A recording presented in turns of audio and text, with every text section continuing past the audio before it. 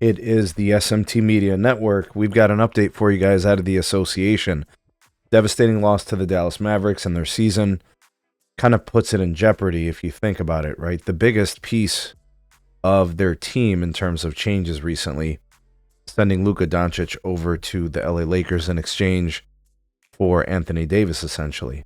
This is their star player, right? A combination of him, Kyrie Irving, and a supporting cast that's also being decimated by injury in their front court. They've lost a couple other pieces as well in terms of their centers and their bigs. So this is going to be devastating to their team.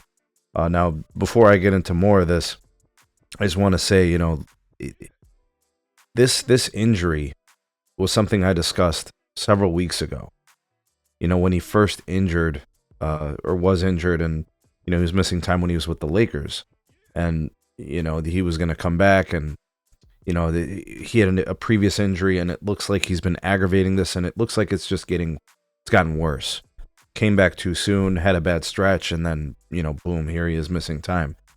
So it's not that I was wishing for him to get hurt. I just understand how these injuries go. Once you've watched the league long enough and you've experienced injuries that linger yourself, you kind of can relate to these types of things. He's at a point in his career where obviously he's counting his best years, right? At 32 years of age, he's not getting any more, better from a physical standpoint, right? Like, this is the best or the peak version of him we're going to see. Can he still be a viable player from a physical standpoint? Absolutely.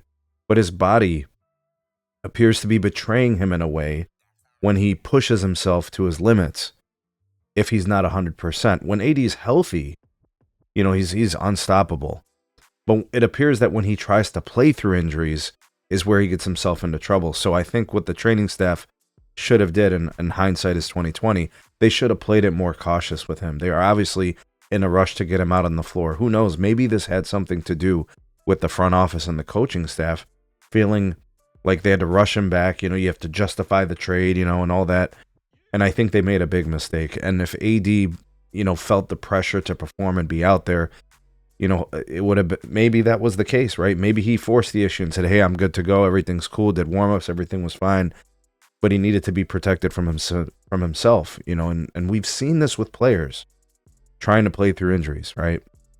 And it's just unfortunate, and this is what the Lakers obviously were careful about with Luka. They wanted to make sure he was good.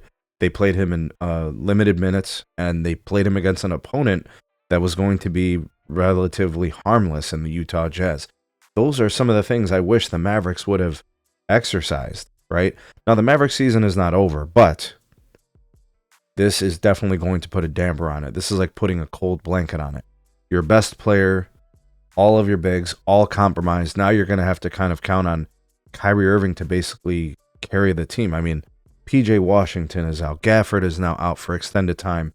I have to look at the extent of his injuries, but I hear it was an ankle or something, and it may have been pretty serious. It just doesn't look good. This could end up being kind of the end of the season for the Mavs. It could be, right? It just depends. Like, you got All-Star Week, and then you've got, what have they played? About 50-some games already, so you've got maybe 30 games left. So if you're in, like, the 9th, 10th spot in the West, and you're a bubble team, right? You're on the bubble and kind of in the play-in spots, you're going to be fighting fiercely for that position, because there's about 7 other teams jam-packed around that level, going from, team number 5 or 6 all the way up to team number 12 or 13, right? I think you look at the Spurs, for example, and other teams that are similar to that, maybe the Kings, they're kind of right around that area. So we'll continue to watch, we'll continue to monitor. This is devastating news, obviously, for the Mavs season. Not surprising, seeing that AD has appeared to have still been injured. He was not 100% yet, and this is just really unfortunate, because I do believe that Anthony Davis was going to be a huge difference maker for the Mavericks. And I'm not saying it was a lock that they were going to go to the Western Conference Finals or the NBA Finals for that matter, but it gave them a fighting chance based on how things are playing out in the West, right? I still think there's a handful of teams that are better than the Mavericks. There's a handful of teams that would really give them a hard time in a 7-game series.